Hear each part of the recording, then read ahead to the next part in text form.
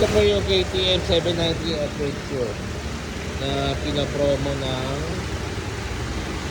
KTM. Ayan po. 400 plus thousand. Pero sold out na. Ganda ng ilaw. So, ang ganda na ito yung tanke niya nasa ilalim. 790. Ang harap na gulong is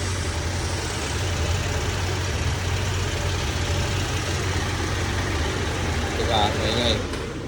Ang harap na gulong is hindi ko makita.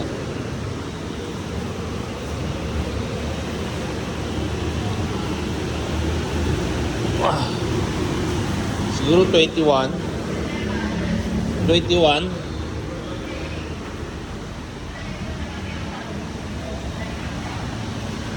Ang brand is teka, sa natin dito.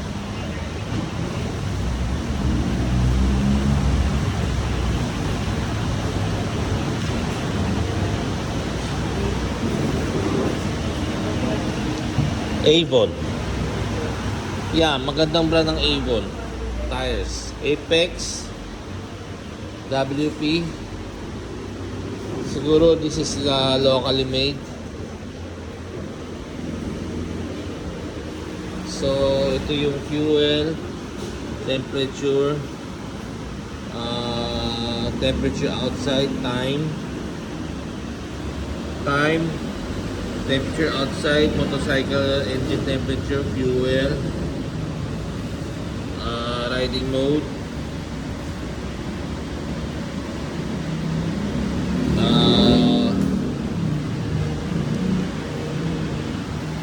total kilometers, battery, date, trip 1, street.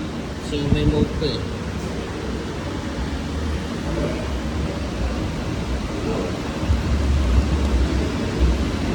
So, hindi ko pa alam kasi kaka-deliver lang. 72 kilometers ginawa sa kasa. Dinala dito. Okay, so yung likod din is Trail Rider. Ang size is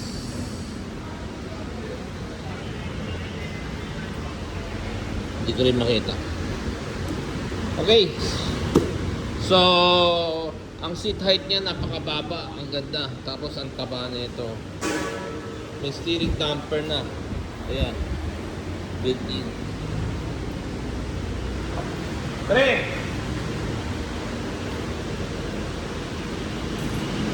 So, ngayon sasakyan ko. Papakita ko lang sa inyo yun height. Mapa-video. Okay? Ngayon, sasakyan natin ang KTM 790.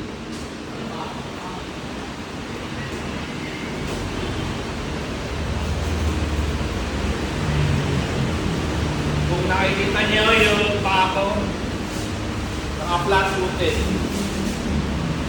Okay? Ang susi niya, ayan, KTM.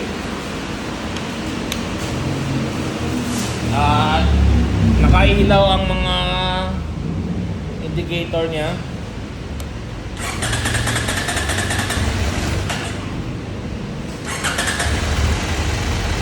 Okay? Ang preno niya is KTM. Naharap naman KTM. Okay? So, ang tawag dito is KTM 790 Adventure. Hindi ko lang alam kung R o Adventure lang. 790.